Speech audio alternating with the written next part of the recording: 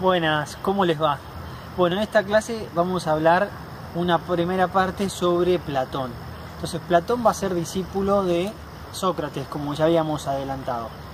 Si bien va a tener algunas coincidencias, pero va a disentir en otras cosas. Entonces, primero es muy importante tener en cuenta entonces lo que piensa Platón acerca de las ideas y lo que piensa en definitiva del hombre, ¿sí? Y esto lo va a contar en un mito que se llama el mito del carro alado, ¿sí? Donde decía que el hombre, el ábriga, es decir, el hombre iba llevando, había un hombre que iba conduciendo dos caballos, ¿sí? Que iban atados a un carro, que estaba un caballo blanco y un caballo negro.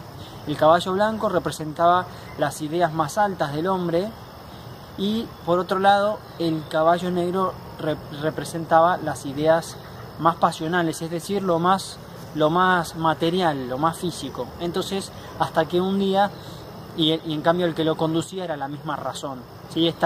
Frente a estos tipos de tendencias, hacia lo más bueno, a lo más noble en el alma del hombre y hacia lo más físico, lo más material, lo más sensible. Entonces pasa que un día el caballo negro tira más fuerte y entonces, bueno, se van todos, como que se cae con los caballos, y eso significa para él la unión del alma con el cuerpo, porque según Platón, el hombre es el alma, es decir, está unido ahora en este mundo en un cuerpo, pero no porque lo propio del hombre sea el cuerpo, sino justamente por esto que es con su mito del carro alado. Entonces, como el alma cae a este mundo material y se une al cuerpo, el cual va a ser una cárcel para el alma.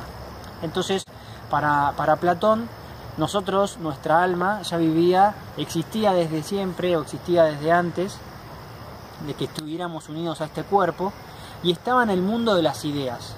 Para nosotros una idea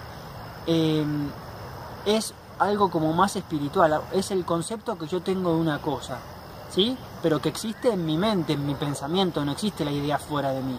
En cambio para Platón sí, para Platón lo real va a ser el mundo de las ideas, es decir, que las ideas existen como entes separados, es decir, así como existo yo, existe la idea sola, sin nada material, existe la idea caballo, existe la idea perro, existe las ideas que a ustedes se les ocurran, ¿sí?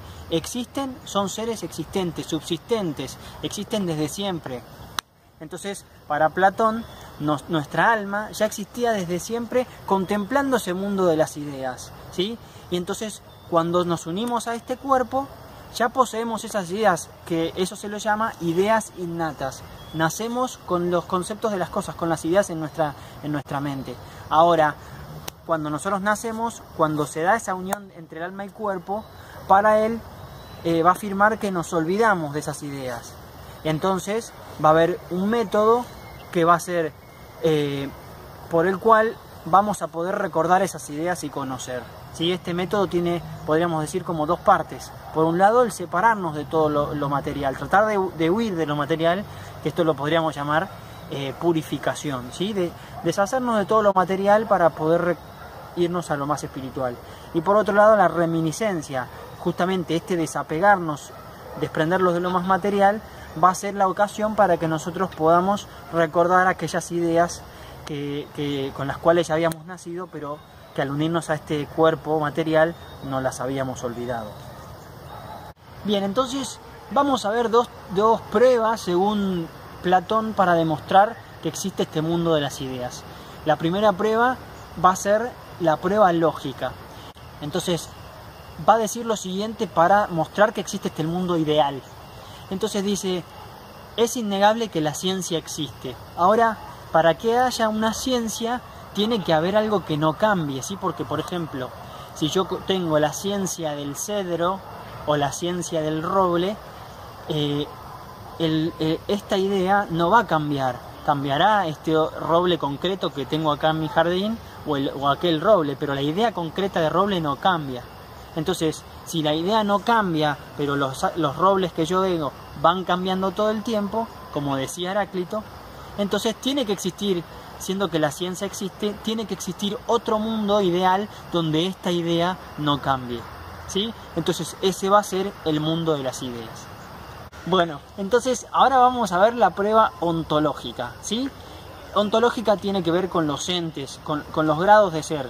Entonces va a decir Platón que nosotros vemos que en este mundo hay distintos grados de ser, ¿sí? Que hay seres que son más o menos buenos, que son más o menos perfectos. Entonces yo puedo decir que, por ejemplo, si un árbol salió torcido o si un árbol no da fruto, tiene un valor porque es un árbol, pero no representa el ideal de ese árbol. Tendría que ser un árbol completamente bien, o sea, bien desarrollado, que dé fruto, ¿sí? O si digo, no sé, que hay un perro que nació sin una pata, ¿sí? Puedo decir que es un perro que tiene valor, pero que no es un perro plenamente perfecto, ¿sí? En el caso del hombre nos pasa que no hay ningún hombre perfecto, ¿sí? Porque todos tenemos alguna imperfección.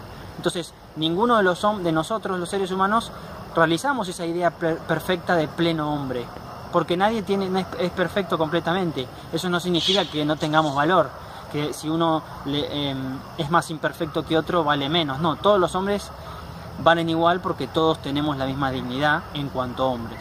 Bien, entonces esto es como una aclaración.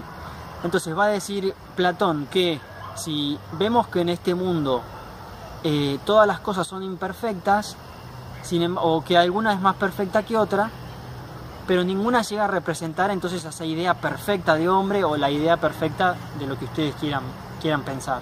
Entonces tiene que haber una idea perfecta pero que exista en el otro mundo. Entonces justamente así va a tener que existir ese mundo ideal o mundo de las ideas.